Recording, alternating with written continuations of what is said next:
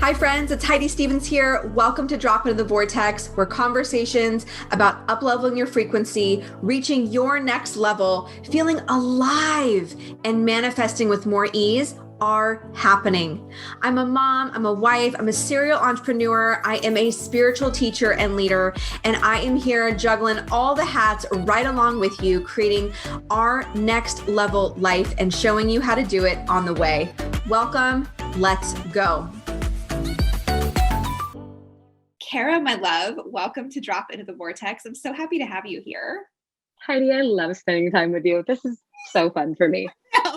Me too. You guys, so Kara and I met I think it's been like 2 years or more. More, I think it was 2018. No, 2019.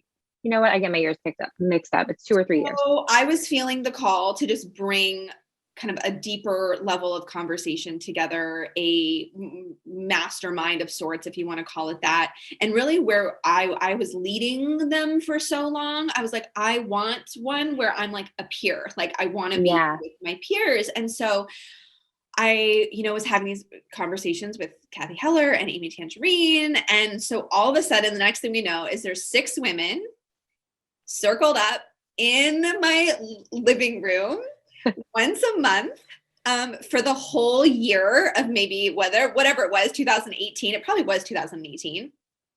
And we all didn't know each other. Kelsey Murphy was there. Who else? You. Emily. Yeah. And so here we are. And we've just like, it was started off as this like, quote unquote, like mastermind to help each other grow their businesses. And we just became like soul sisters and friends. Yeah. And Kara and I did not know each other at all before then. And I've just watched Kara really, really, I've watched you just bloom and just come into your own and just almost, it feels like birth, like a whole new layer of who you are and what you're about and your relationship with Caleb. And I mean, there's so many places we could go right now, but let's just start with like, how do you explain who you are to someone that's never met you, because I'm so excited to introduce my audience to you. Yes, absolutely. So well, first of all, thank you. I hear that and I receive it, and it's so fun to have witnesses to our lives, right? To have people see us go through these seasons. And I think when we met, I was on the downswing of a really hard season and really climbing my way back into my purpose and what I was actually wanting to do in the world. And that space was such a significant and sacred space for me to really work through. So all of us, right? We worked through so much stuff. And I think that just speaks to the power of women gathering in general, but also to this specific group of women and the way that we each chose to fully show up. Like that's the magic, right? We showed up as our full selves. And I talk about our group all the time because it holds such a sacred and special place in my life. But yeah, to introduce myself, I'm Kara. So I am an embodiment and relationship coach. And essentially what I do now is I really empower women to step into radical self-trust, to really look at what it looks like to be deeply tethered to our deep knowing and our deep intuition, to source, to God, to really be tethered to ourselves and the greater. And there's a lot of reasons why I do that, mostly because I lived most of my life not tethered. And so my journey back home to myself, my journey back home to my body was so significant and really has shaped the trajectory of the rest of my life. And now I really care about helping women do that. When we met, I'm just curious, like where you feel like you were on in your journey to feeling tethered, as you use the word, to your body. I met Kara when you were very much working with food, and you're an author of a cookbook, right? It's a beautiful cookbook, and she does these like cheese platters, and like you were very much like in a realm of gathering community. I experienced you as always being about gathering community. I used to describe, or still describe, Kara as like the hostess with the mostest. Like she's just like, so in her feminine, and you just like have this beautiful, gorgeous way of like gathering people and like feeding people because we're all hungry. Like we are hungry. And I feel like you were in a really, I don't know if this is like, you've really transformed with this sense of like, this sense of your own self-trust over the last couple of years. Is that accurate? Yeah, absolutely. So I'll share a quick story. When I was in England, because I lived in England 6 months in 2018, actually. So we must have met in 2019. And when I was there, I had a series of panic attacks. And I always tell people when I went to England, I went for like adventure and spontaneity and this grand time. And what I was confronted with was slowness and stillness and a lot of quiet. And what happens in our quiet, all of our stuff surfaces up, right? So all of the stuff that I had been able to in the previous 8 years ignore in Los Angeles, because my life was one of hustle and going and creating and building. When I got slow, all of that stuff that wasn't dealt with kind of came to the surface. And so my body really reacted. I had a series of panic attacks. I was struggling with an eating disorder again, and all these like mind thoughts about my own body and stuff that really I hadn't dealt with since my 20s. And so when that happened, when my body started to react that way, I had this series of panic attacks. And on my 4th panic attack, which if you've had them, they're the worst thing in the world. But on my 4th one, I was on the phone with a girlfriend and I said, please don't hang up the phone. Please stay with me on the phone. I'm terrified of dying. And so she stayed with me on the phone until I was coming out. And as I was coming out of the panic attack, I said, I think you can hang up the phone. I think I'm okay. We hung up the phone and I heard an audible voice, and the voice said, be kind to yourself. And I was 33 at the time. And it was the first time in my life where I started to recognize that when I was having a hard time, I was mean to me. When I was having a hard time, I was beating myself up. And I had never made that connection before. I had never thought like, oh, I'm unkind to myself. You know, my negative inner talk was just normalized. It was just something that I lived with as though it was normalcy, right? And so I heard this voice, be kind to yourself. And for me, what that moment was really this turning point of coming back home to myself, of coming back home to my body, of really looking at all of the ways that I wasn't living in alignment, that I wasn't living connected to myself, that I was living in a broken relationship with me. And so now I can understand, oh, I was in broken relationship that needed to heal. I needed to get into alignment, right? But in that moment in England, I feel like that was the beginning of a retethering for me. It was the beginning of like let's attach the tether. So to answer your question, what I feel like once I joined our group in 2019, I had begun to heal some of that tethering tear. Yeah. I think the tether was still quite thin at that point, right? It still needed to be rebuilt, and I needed to anchor pretty deeply. And as I said, I feel like that group was a safe space for me to do that, a sacred space for me to really ground into self, ground into my intuition, ground into who I actually am. And it's funny because I think about how you just said, I was hostess with the mostest, and I was creating community, and I was creating connection for all these people. And that is and always has been my essence, right? That is who I am. And yet there were still certain things for me to heal and to come back to in order for me to walk into a fuller expression of what that looks like. And my work has since evolved quite a bit. And I still do, hosting and community, and I gather women, but in a different form, mostly because I feel so passionate and I know the power of what happens when we reconnect. So let me ask you, because I think having panic attacks, whether they're small or big, I actually feel like I personally, I don't know if you've heard me talk about this, like I had my first one about 3 months ago, and I'd never actually felt like I'd had an anxiety or panic attack before. Yeah. And I think for all of us, like, I think you and I would probably agree, like they are a wake up call, right? Yeah. Like, they are a wake up call. But there's also just this sense of like powerlessness. And so I guess like, the question I think that's coming forward for you is like, with the work that you're doing, because it's like so similar and yet unique, like it's just so similar. It's like very parallel to what, right? To what I do. Do you think that people have to feel like broken or have an Mm. anxiety attack or like kind of go through a low to wake up? Or do you think there is an opportunity for people to just genuinely like want to be better in their life? Like what I'm just like, tell me about Yeah. that and like in the women that you are seeing come to you. Yeah. I love this question. I think the short answer is no. I don't think we have to hit rock bottom. I don't think we have to have these like terrible physical manifestations in the body. But I do think that they are always opportunities. So when and if they come, they're an opportunity, they're an invitation really into a deeper experience, right?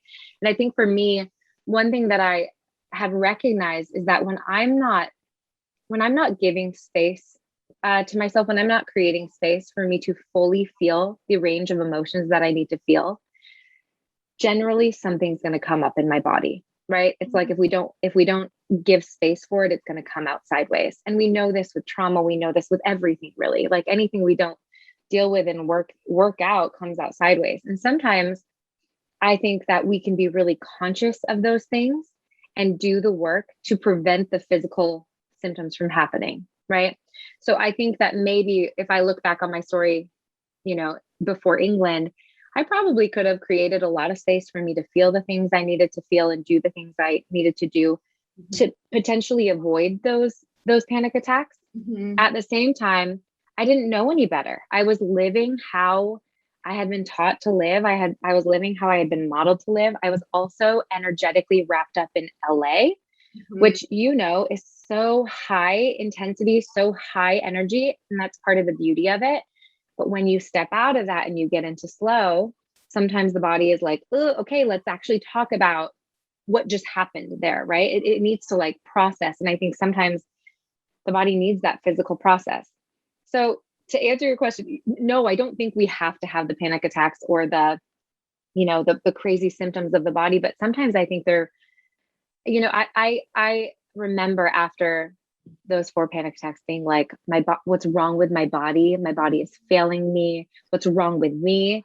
And almost wanting to internalize what had happened. What I know now, because I've done the work to recognize this, is that was such a beautiful gift, an opportunity to look at stuff and to slow down and to actually get reconnected to body. What are you trying to say to me? Because you're clearly screaming, right? It's like, hello, pay attention to me. That's what a panic attack is. Totally. Hmm. So I think it is the body's way of really asking, like, hey, can you please pay attention to what's going on? Well, yeah, 100%. Please pay attention, right? Which I think on a global level right now, it's like Mother Earth is like, hey, Yes. please pay attention to me. I can't go on any longer with Yes. the abuse. The collective consciousness is saying, hey, please pay attention to me. And Hmm. you and I were touching on this prior to, hitting record here.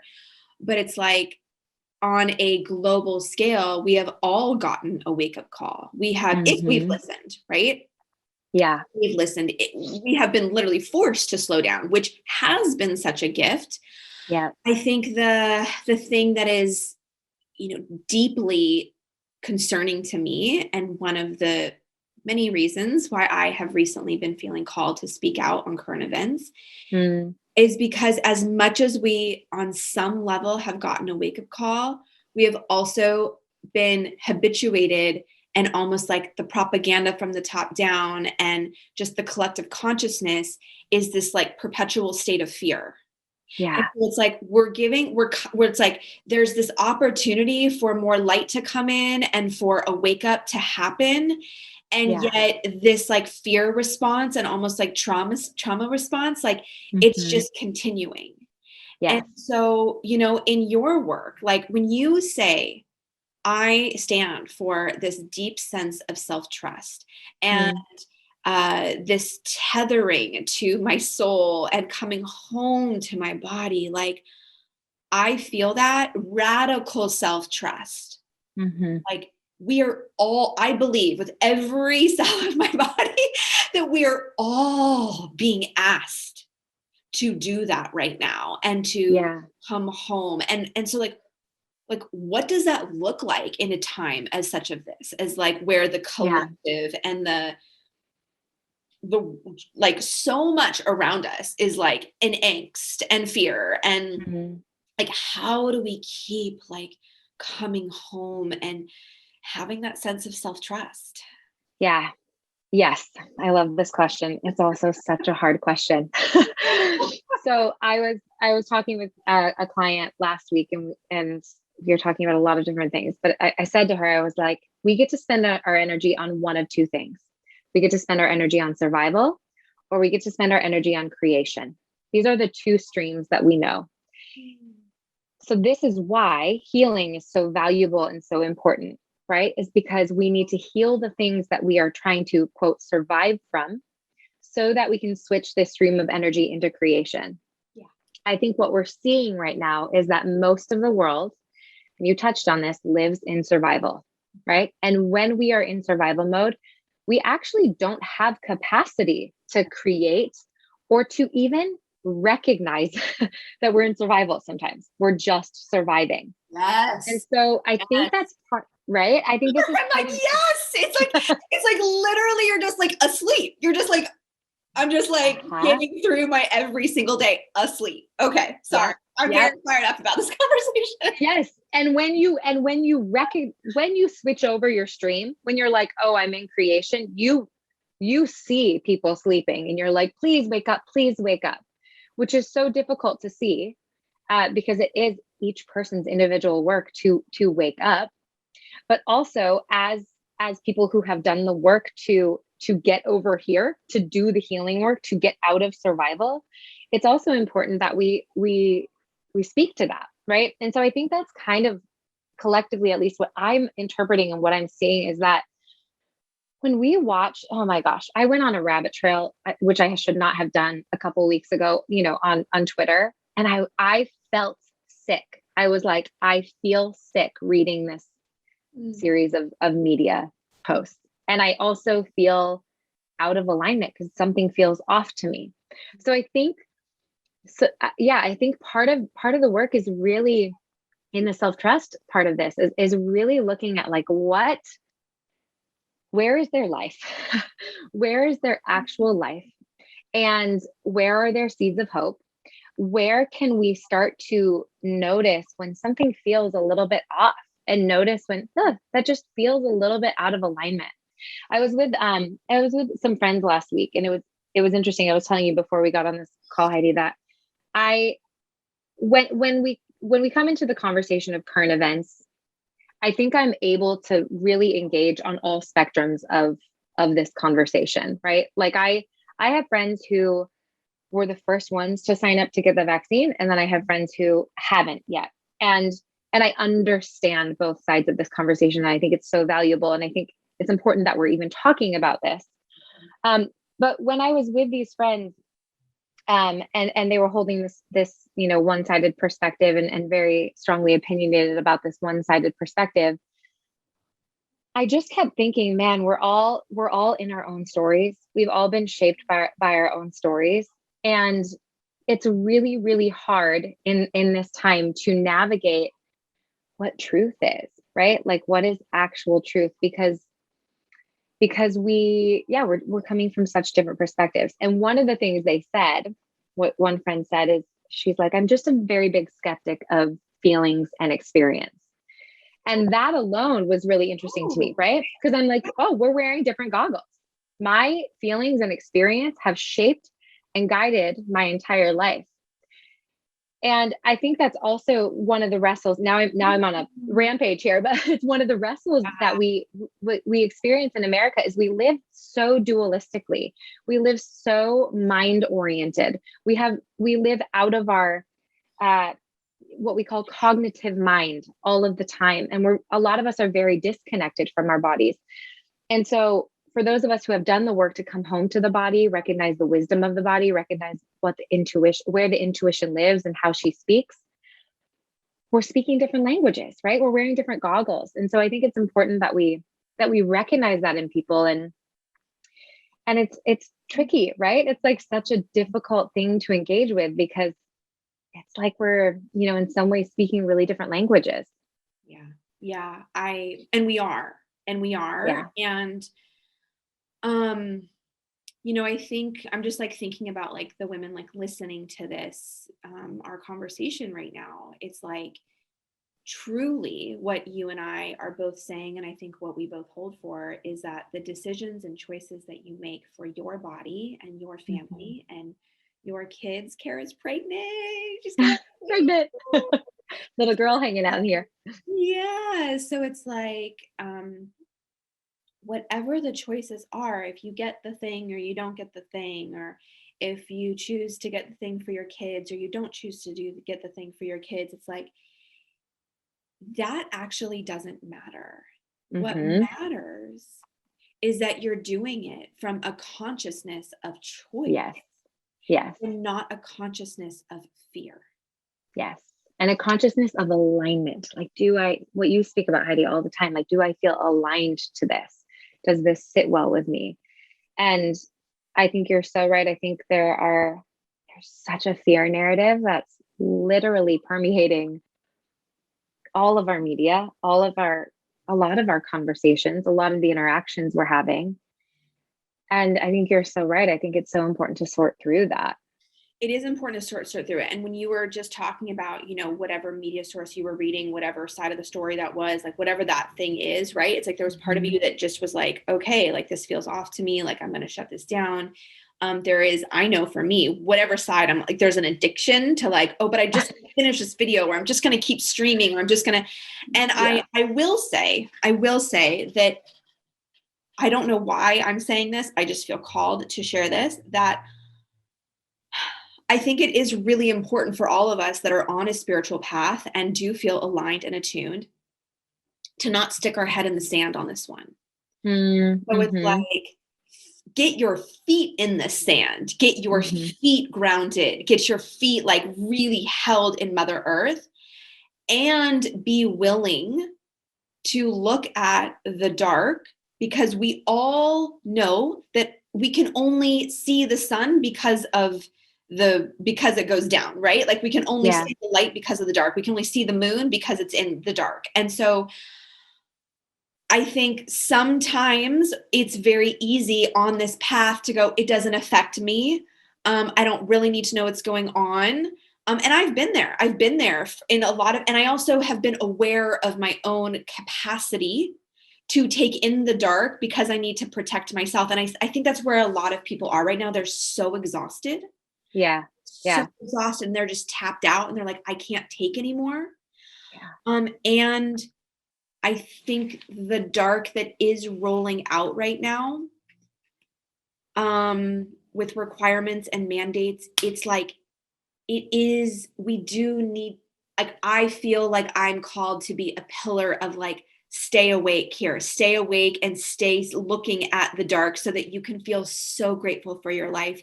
So you can feel Yeah. so grateful for your freedom. So you can feel so connected to your body. Um, Mm. I don't know. I don't know if you have anything you want to say on that, but it's like there is something to that right now. Yes. Yes. I think what you really just said too is there is an element of protect your peace, right? Because we need to be anchored to our inner peace, but also we don't live in a vacuum and we are part of a whole, a collective whole. And so it's both and, right? We have to be able to hold both and I think even what I said to you earlier, I have been so inspired by watching you step out and be vocal and share and really own what feels so true to you that it makes me want to do the same. And so I think that's another element of this is that when we live connected to ourselves, right? You're living connected and aligned to your truth. But by doing that, you're allowing me to recognize and mirror back to me what feels connected for me and what feels aligned to my truth.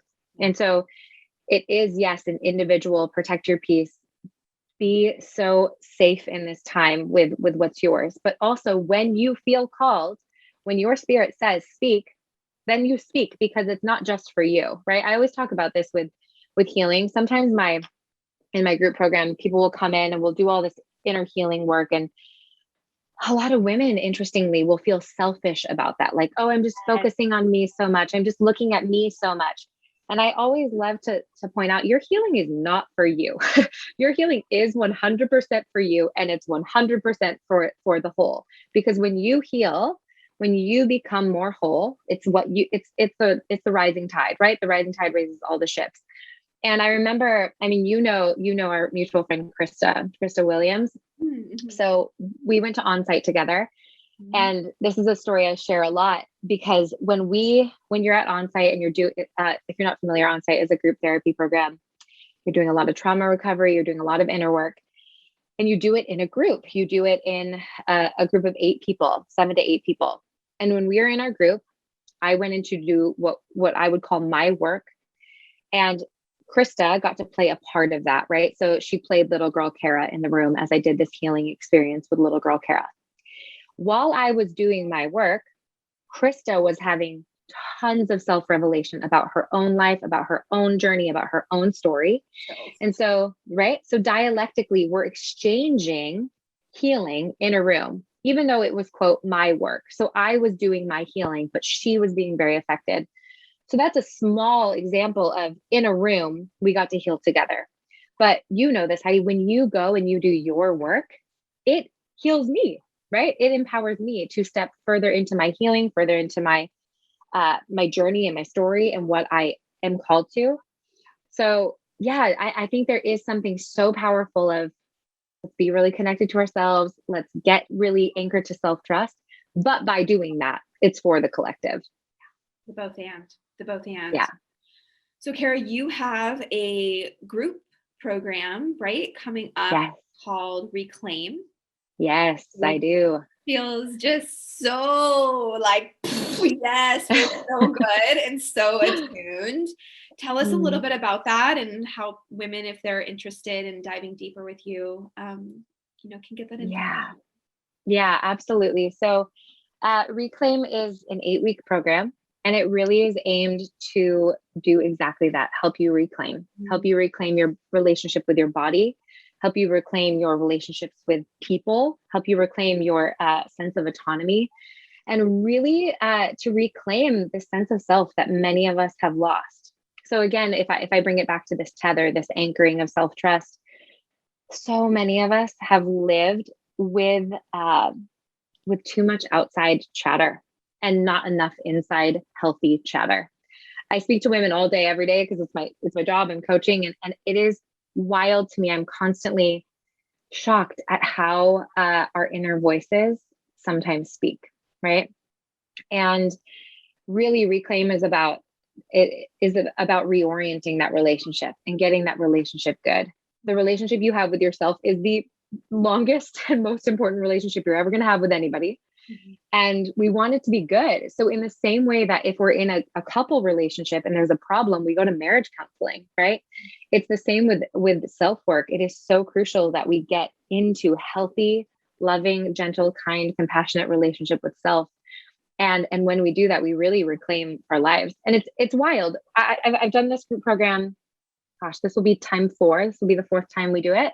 Right. And it is wild to me what happens for women when they start to take back their sense of self, right? So we talk about doing the inner work, but the external things, they step into incredible relationships, they up-level their work, they make a lot more money. They just, the results can speak for themselves. And they become who they're actually meant to be. When you actually get embodied into your own life, you become who you're meant to be. And so really, that's the premise of Reclaim. Yes, I get so excited about both of them, right? It's a both and. It's like we don't do the inner work just to like go deep in the emotions. Like we do the inner work so we can feel better, so we can raise our frequency, we can raise our vibration, so we can be in that creative, and so that we can experience more of this physical body, this human earth, this the beauty, the gorgeousness, the abundance that's available for all of us. I am so fired up about the work that you and I are doing in the world. I'm so proud of you. I'm excited for you. I'm so excited for you and Caleb. We didn't even touch on her incredible husband that she manifested while we were in this group together. Caleb is such a rock star. You can go find him through her. And So you guys are just soul sisters and brothers, and like we love them as a couple. I'm just beyond happy for you, excited for you, and thank you for your time. You want to just leave people with where they can find you and close this up? Yeah, absolutely. So you can find me on Instagram at ByKaraElise, ByKaraElise. My website is the same, ByKaraElise.com. And yeah, I would love to connect there, and we can talk more if you have questions. Amazing. Thanks, Kara. Have a good day. Thanks, Heidi.